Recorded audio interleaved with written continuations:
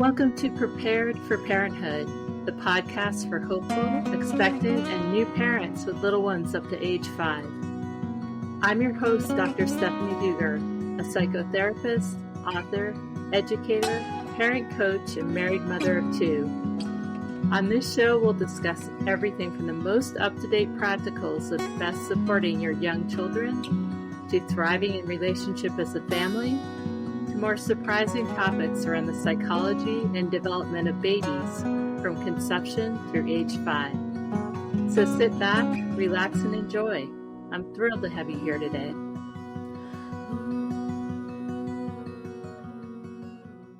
Welcome back to Prepared for Parenthood. I'm thrilled to welcome our guest today, Michael Trout, a retired psychotherapist who completed specialized training in infant psychiatry at the Child Development Project, University of Michigan School of Medicine, under Professor Selma Freiberg. In the mental health field since 1968 and in private practice since 1979, Mr. Trout directs the Infant Parent Institute, which is engaged in research, clinical practice, and clinical training related to the problems of attachment. He was the founding president of the Michigan Association for Infant Mental Health and the International Association for Infant Mental Health, was on the charter editorial board of the Infant Mental Health Journal, served as vice president for the United States for the World Association for Infant Mental Health, and served on the Professional Advisory Council, the board of directors, and as editor of the newsletter for APA, the Association for Prenatal and Perinatal Psychology and Health. In addition to publishing several books, a number of book chapters, and journal articles, Michael Trout has produced 16 documentary films that are in use in universities and clinics around the world, including 5 films on the unique perspective of babies on divorce, adoption, loss, domestic violence, and parental incarceration. He won the Selma Freiberg Award for significant contributions to the needs of infants and their families, and a Lifetime Achievement Award by both Attach and APA. But he says his most important work was always in his private practice, where he saw families and children of all ages until retiring in 2014. Welcome, Michael. We're so happy to have you here today. Thanks. So you spent most of your adult life working with families, many with infants and young children, because so many of our listeners are also either expectant families or families with infants and young children. What can you share with them about pregnancy and the transition to parenthood in terms of what kind of psychological changes and processing goes on during pregnancy and during the postpartum period? Oh, my. So it's a large-scale question. It is. Made worse by the fact that whatever I say may be of interest to listeners, but I don't know that there's any way for anyone to get ready for it, to prepare for it. And maybe that's just as well, because we would probably not get pregnant if we knew what was coming. I look at it quite differently. I look at it as not a new kind of pathology or an awful struggle, but as a real opportunity that nature seems to have given us for some reason to do it over, to experience again what we experienced as babies ourselves, but this time with the role switch. Now we're the parent, and it is challenging, to say the least. Sometimes it's challenging because parents don't remember what their babyhood was like. They don't remember, for example, lying in the crib crying for hours on end. And so when their baby does that, they ascribe it to colic or some other mythical disease, and they can't really remember with empathy what it was like to be that baby. By the way, when I say they about parents, I'm never meaning all or even most, just saying that this is what parenthood brings to us. The challenge of trying it a second time and trying to get it right this time. Freiberg taught us that if we just repeated the past, and many clinicians believe that's what we do, I don't. If we just repeated the past, we'd have blown ourselves up by now. Those weren't her words, but that's what her meaning was. Instead, she proclaimed, we struggle to get it right the second time. And we do that by way of being reminded through our own baby of what it's like to be a little one, and then remembering. So what you're saying is really interesting because I know for a lot of new parents, there are triggers that come up. So the sound of an infant wailing, crying is meant to dysregulate the adult so that they'll do something, right? And for a lot of people, if they're not expecting it or haven't wrapped their head around this is the way that a baby communicates, because it's the only way that they can communicate at that point, it's very dysregulating and they can't regulate themselves enough to actually step into that parenting space of scooping up your child and comforting them because they're so dysregulated. And often, if a very dysregulated adult picks up an infant who's dysregulated, they don't calm down very well. So, how do we help those parents, do you think? Well, one of the things that I thought you were going to say in a sentence about when the parent gets that dysregulated is that they also can't step into empathy often. Um, and then it only stands to reason. Empathy and jitteriness or dysregulation don't coexist very well. So we almost have to find some way to calm ourselves. And yet, calm is the antithesis of what the baby is causing to happen in the room at the moment. So the best we can hope for is that we might be able to start with step one, just scooping up the baby. And we might be able to look into the baby's eyes without wanting to yell at him back. And we might just say, "What's up, bud?" with that kind of tone in our voice. It's not like we've suddenly become sweet and kind and empathic. We're just at least able to clear out the junk for long enough to say, and really want to know, what's up? And oddly, I don't think it's odd, but it looks odd, the baby will catch on to that tone in her voice. There's no idea what we're asking, but he knows that the tone in her voice has changed. We sound, he wouldn't say open, this baby would not say open, but he can feel open. He knows open from closed. He knows the difference between, "What's up, bud?" and "Why can't you sleep? Don't you know I have things to do?" Every baby knows the difference between those two. And so if we manage to get that far, clear out the junk long enough to at least ask the question, we don't have to be empathic yet. We don't have to be lovey-dovey yet, just that much, then the baby will give us something back because the baby has seen and heard that from us. And there will be either calming or eye contact or cuddling in. Some babies know how to nuzzle right here on your neck. And that has a profound, almost biological effect on most parents. And now we start to calm. And now we've got a cycle going. Mm. And we didn't have to be perfect to get it started. We just had to take one step. And then the baby takes a step. And then we take another. And pretty soon we're in a rhythm of calm. I found that my husband and I, when we had our first baby a long time ago, she But you was a still remember, newborn. don't you? I remember, yeah, Yeah. not crystal clear, but I do remember. And she had different kinds of cries, and it took us a while to figure out what she was trying to communicate. And one of the things that helped us was we had this little whiteboard in the bedroom, and it just had things to look for, like hungry, wet diaper, gas, wants to be held, tired, injured. Like it was just a list that we could go through, like, oh my gosh, she's been crying for a long time and nothing seems to be helping. And then we'd go through the list and be like, oh, we forgot to check for the wet diaper.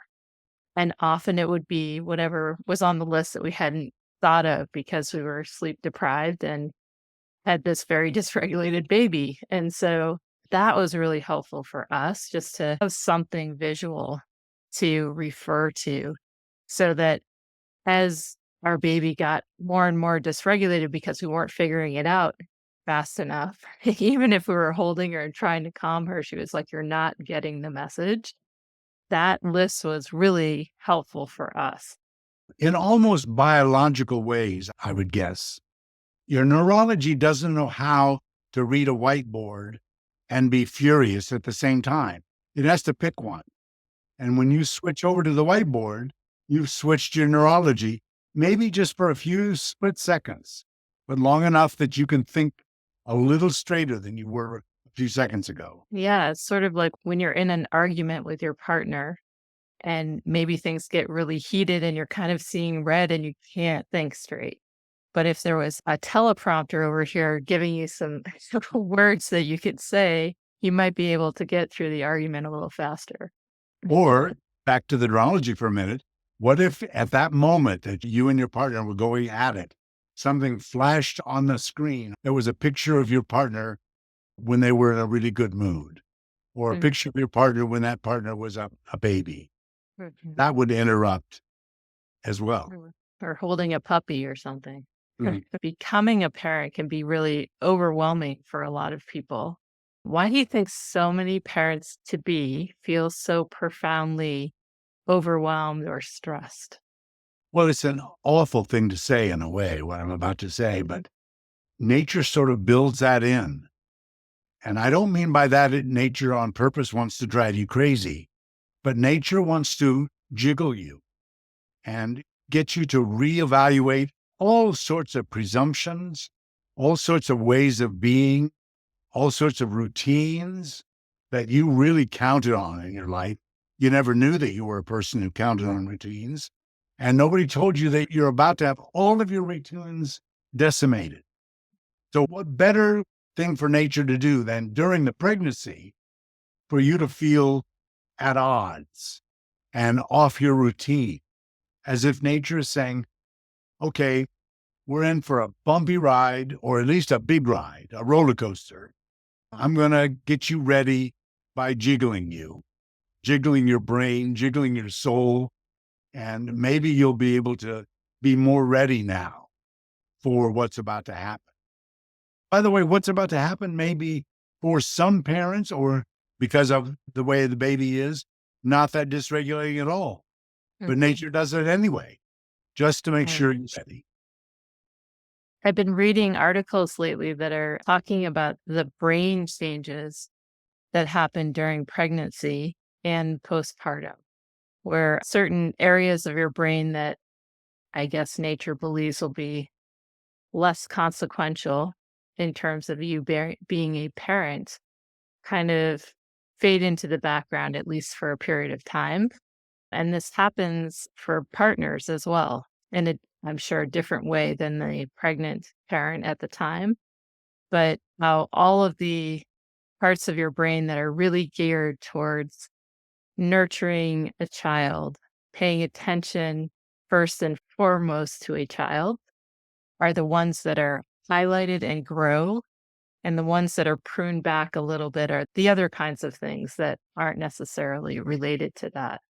And so when you talk about nature setting us up during pregnancy and postpartum to really have our lives disrupted so that we focus our attention on this little human who needs all of our love and care and safety. I love that these things that we know instinctively and can think about are now being shown scientifically, like what's actually happening in the body and what kind of changes are occurring. But imagine, I'm responding to what you just now said about the changes in the brain. Imagine if you were, let's say, particularly wed to that part of your brain that is very organized and focused and able to rivet your thinking down onto one task until it's done. What if that's you? And what if it became you specifically because the alternative when you were a little child was that you'd be aware of your parents screaming in the next room? And so you learned to not hear screaming in the next room. You learned to focus on the thing you were doing at the moment in your own room. So when that part of your brain now, as you put it, is being sort of pruned away. You don't have momentarily the same ability to focus. Now you're being invited over to this world of, oh, what is this world? This world of softness and flexibility and responding to wherever the baby is at the moment. That's what you're being invited to. But that is for you, maybe, the most scary thing in the world, because it means you're not able to fight off the bad things that were going on in your world when you were small.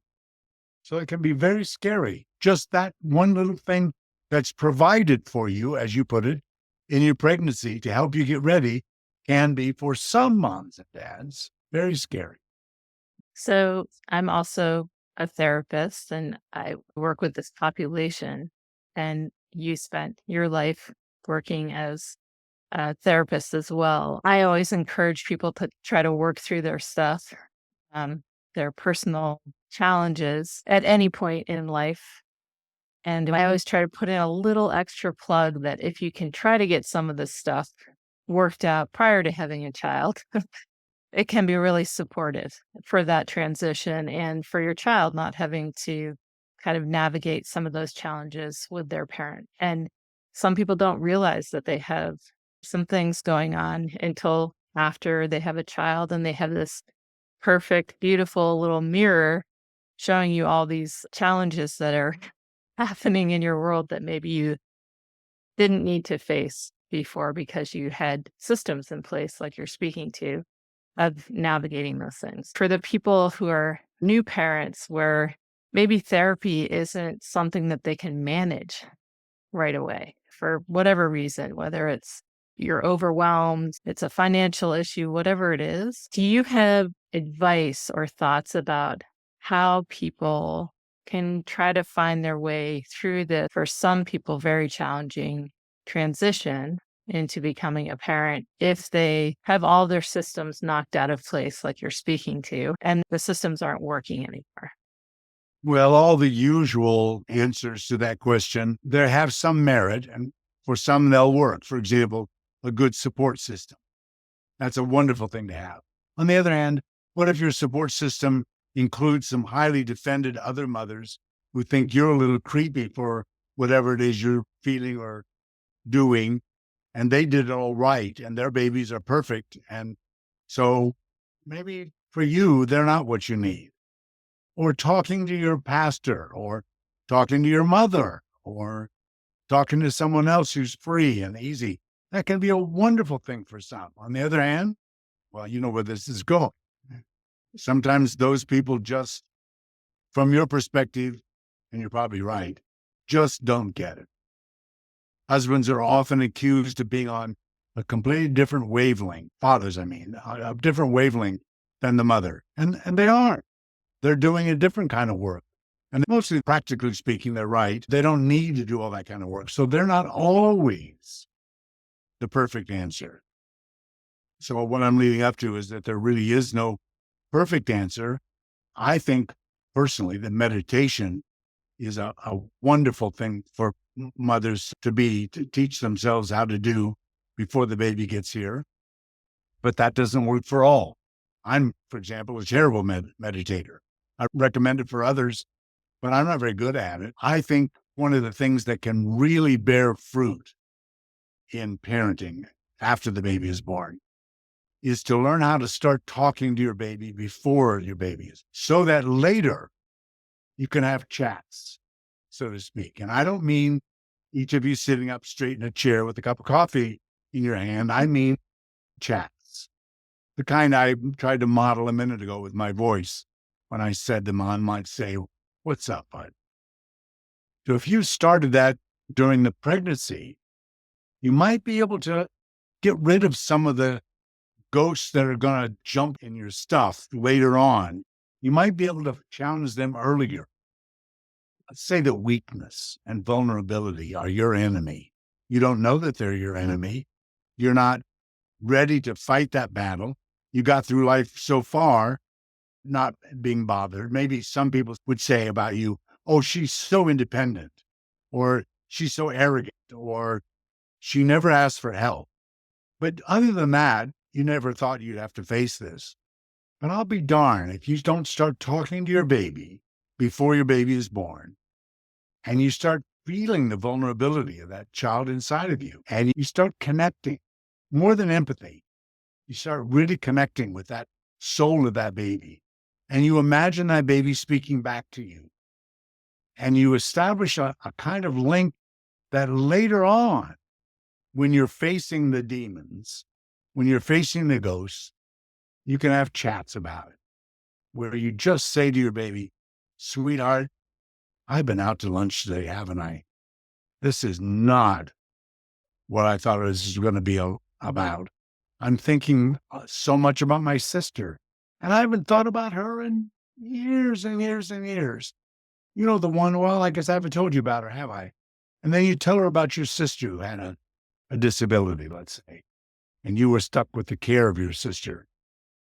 I haven't told you about her, so let me tell you about her. So you tell her all about that sister, and then maybe you cry a little bit, and you say, when you're really vulnerable, when I look at you and you're not fully grown yet, and I don't know what's going to happen to you, and I'm scared to death to drop you, and you'll end up like my sister was, with brain damage.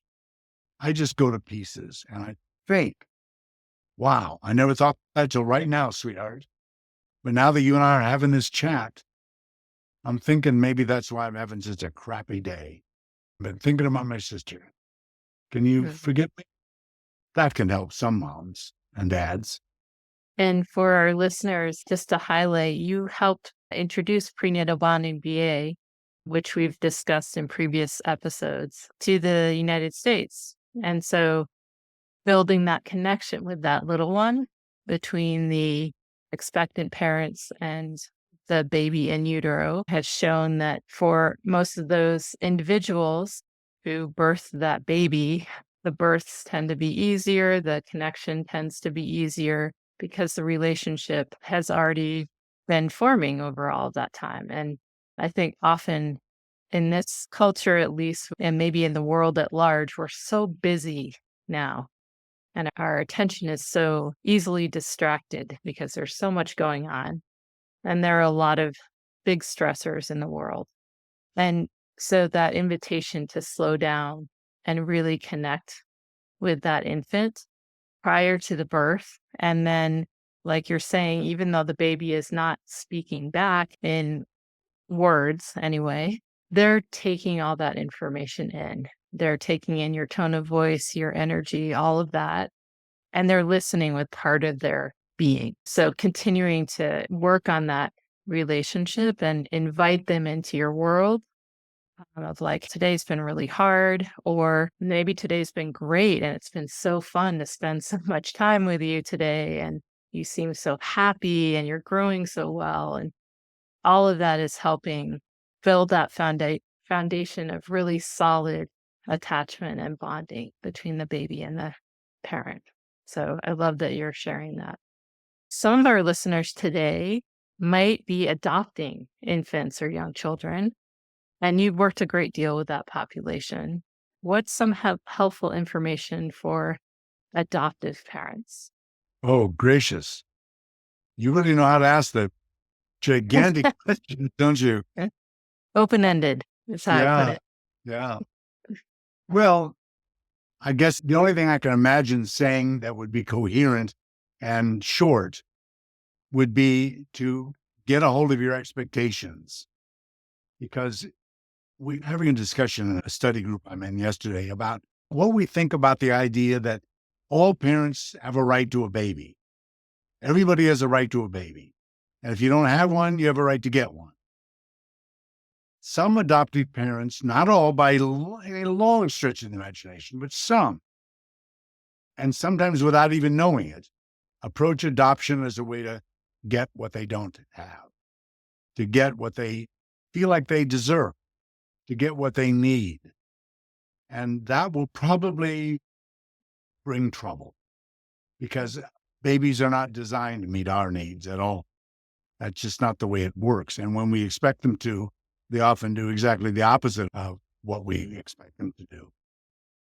So if we could get our needs contained then we would solve a lot of other problems that are going to come up along the way that don't really have to be problems, like loyalty, for example. It's not uncommon for a adoptive parent to imagine that the child is not treating them like the real parent. Instead, they're longing for another parent. And the adoptive parent doesn't like that. It's them to get it straight now. Come on. They want to say to their 1-month-old, or still say to their 15-year-old, get it straight. I'm the one that raised you. I'm the one that paid all that money to get you from the agency. You should be loyal to me. I think when I put it that way, almost anyone can see that that's not fair and it won't work. So that would be a good place to start. Hmm. Empathy, of course, is absolutely critical when we adopt a child. It is with any child, but the adopted child comes to us by definition with loss under their belt, loss in their history. And if we don't choose to notice that or acknowledge that, then we won't have the empathy that's needed to, on a certain day, to say, even by the way, if we're completely wrong, just, oh, darling, sometimes when I hear you cry that way, I wonder if you're missing that other lady, the one you started off with. We'll probably have a lot of talks about her over the years. In terms of your work with families who've adopted little ones, would you say most of those adopted children who were adopted as newborn infants, say, did you see that children who were adopted earlier fared better than children who were adopted later, or, difference, or just depended on the family? Well, a lot is dependent on the family, as it is with non-adopted children, birth children, of course. The list is so long of variables. But as a research phenomenon, as a general rule, children who are adopted earlier do better. There may be other reasons why they do better, but that does seem to be one. Our second child, my wife adopted, she was married before, at 7 months. And that in those days was thought to be early. But 7 months, as you and I both would know, isn't early at all. It doesn't count for the pregnancy during which his birth mother in a South American country gave away 5 other children, which means that he was growing in a uterus that was full of rejection and loss. And while he didn't know that, of course, and she wouldn't have thought it made a difference, it did make a difference. I'm convinced. And then when he was born, he went to a very crowded foster home. May as well have been an orphanage, where he got really no individual care at all. So by the time he came to America and adopted by my wife, he was a child who had been through an awful, awful lot of life, and no one gave a moment's thought to it. The caseworker said, oh, he's so young, he won't remember anything. He'll do great. And the funny thing is, he did for about a year. And he fell apart at a time nowadays we could predict, which is when he started needing to do the job of individuation, which means by definition, leaving somebody. It was time to leave Mary. Not in any way that's obvious or even discernible, but logically, that's what 2-year-olds are all about. They're leaving. They're claiming themselves. And that is usually an ambivalent, but a joyful time. But what if you left months before, and the next thing you turned around, the people that you left were gone? That's what 2-year-olds get to count on. Birth children or 2-year-olds, they get to leave their mothers psychologically, but then they turn around the next minute and they're still there. The mother's still there, which is why such children drive their mothers crazy with saying, I can do it myself.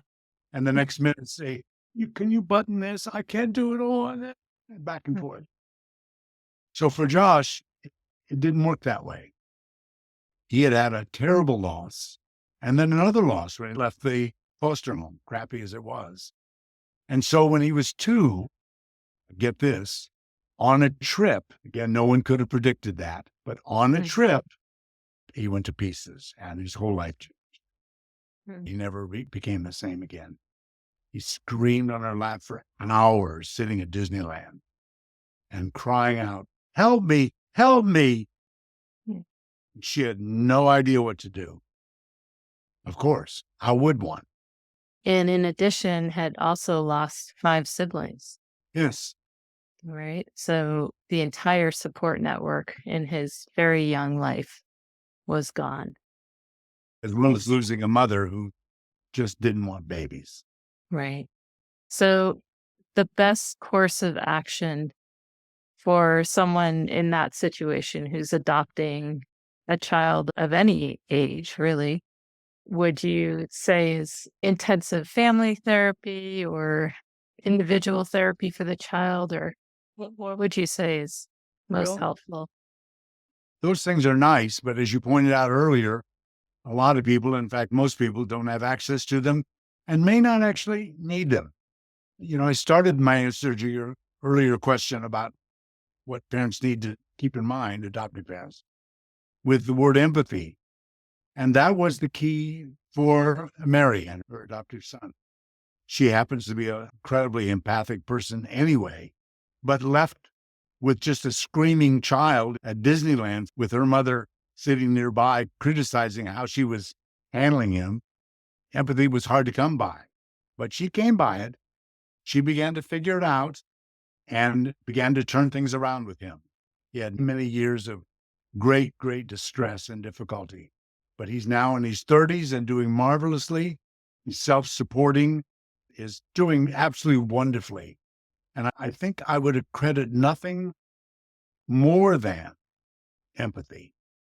And do you feel like people who maybe grew up in homes where there wasn't a lot of empathy and maybe they have challenges feeling empathy, how would you invite them to increase their capacity for having empathy? I'll answer that in just a second, but let me point out again that nature can't stand that question. Nature wants you to have it now when you need it. And so it will probably mess with you.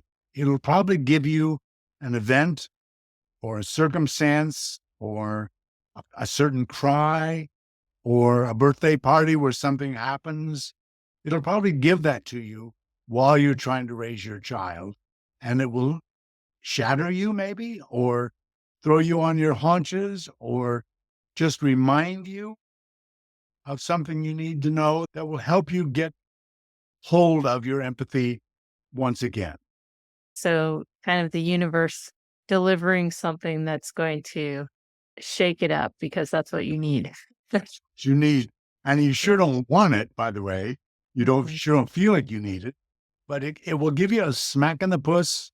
And maybe if you're really lucky and have some support around you, you will be able to work with that and come to a conclusion that you never would have come to before. Oh, that's right. It's your second birthday party. I don't want to give you any party. I'm so mad at you today, and I don't even know why. Oh, wait. That's right. When I was 2, that's when my dad left. Forgot all about that. He stormed out of my second birthday party. I actually don't remember this at all, but my mom tells me about it. And I think my body remembers him storming out of the house. And I never saw him again. That's what it is. So that's a funny thing to say we can count on, but we can count on it probably if we're paying attention that nature will smack us pretty good.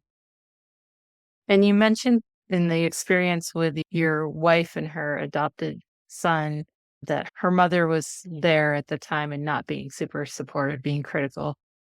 I know a lot of new parents feel judged or criticized by others, whether it's strangers who are like, hey, you should be breastfeeding your baby and you're bottle feeding them, or you should have your child cried out to sleep because that's what worked for us, or why are you not spanking your child when they do something wrong? That's what worked for us. And they can feel a lot of judgment and criticism and stress. And it can, I think, sometimes be overwhelming for some parents to maintain their sense of these are my values, this is how our family is doing this, especially if it's a family of origin parent or sibling or criticizing, can kind of lose that sense of themselves and perhaps lose empathy for their child in that moment. Do you know any tools that can be helpful when you're navigating some of those trickier moments where maybe you're feeling alone or your parent sitting on a bus or an airplane and your child's screaming and having a full-on meltdown, or you're in the grocery store and you're just trying to navigate it? Funny that you mentioned the bus because I just immediately flashed on an image of the thing that would be most helpful in the world you may not get, but it would be an older lady coming up from the back of the bus and putting her hand on your shoulder and saying, boy, they can be a challenge, can't they? Or, sweetheart, you're doing great. That's what we would wish for such a mom in such a situation. It's often not delivered. I don't know the answer to that question. I think a lot of families find solace in prayer, others in meditation. As I already testified, I didn't in either. I'm pretty good at glowering at people. Mm. And I think it's helpful not only to get them to back off, but it helps me to sort of feel my power again. I think many women and men who are being parents need to feel their power, especially with their own parents. If their own parents are being critical of them, they're some of the hardest people to get power, not over, but just power with. Finding some way to get access to your authority, some memory of a time when you were authoritative, when you had power, maybe just remembering that you were a good runner in high school and remembering that feeling of how you would dig in deep for more power in your body. We all have our sources, and certainly becoming a parent challenges us to get track of and be able to get hold of in the moment those sources of our own authority and power. So you, Michael, worked for more than 4 decades in infant mental health. What are some of your biggest takeaways that could help support expectant and new parents? Those kernels of wisdom that maybe you haven't shared yet. The most valuable thing, I think, for a parent to get track of is the thing that maybe I have been sometimes helpful in parents getting track of, and that is their own brilliance, what they already know.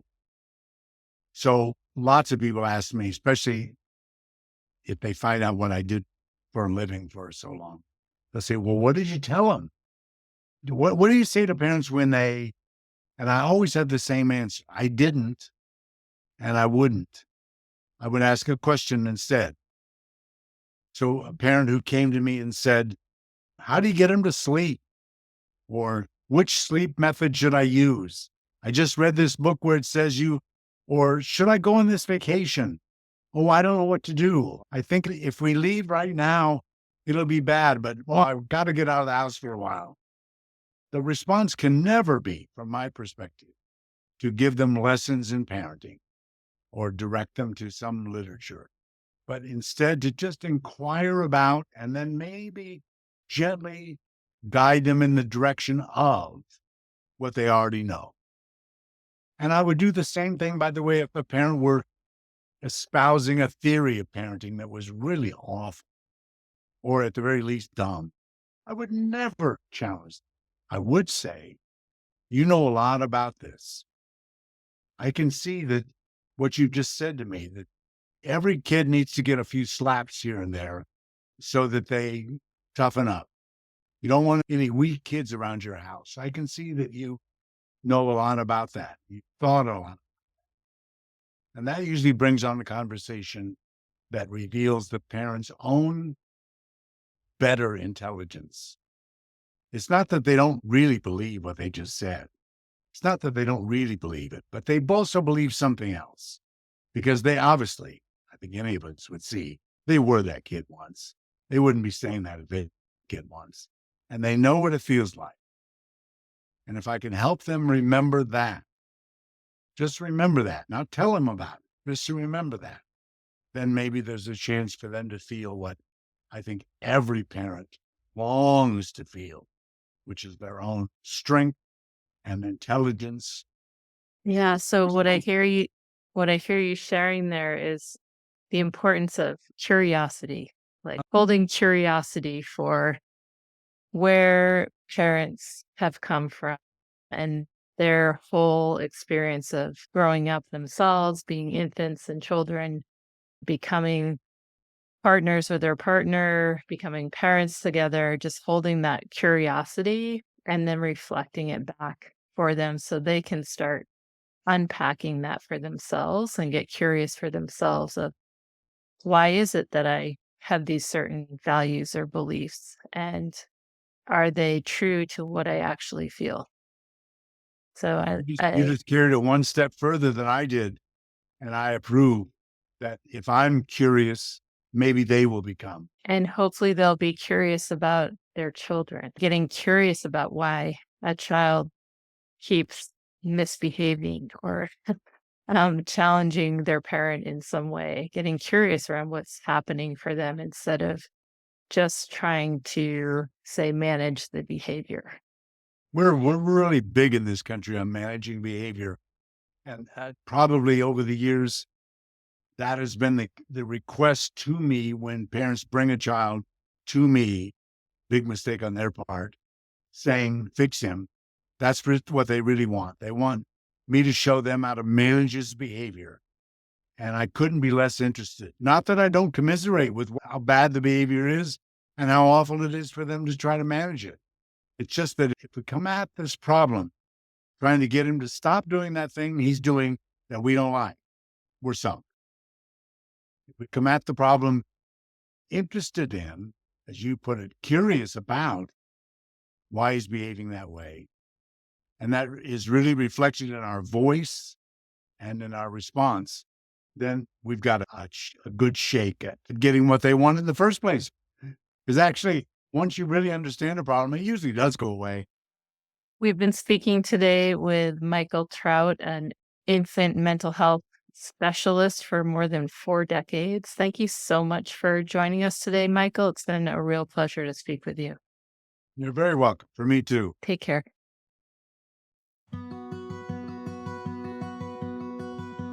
Thank you so much for listening to the Prepared for Parenthood podcast today. I hope you found this episode educational, informational, and conversational, and that you'll join me again for another episode soon. If you enjoyed listening to today's podcast, I'd very much appreciate if you would rate, review, and subscribe. If you're interested in more information related to today's podcast, or are looking for parent coaching or courses, you can find my information in the show notes or online at preparedforparenthood.com.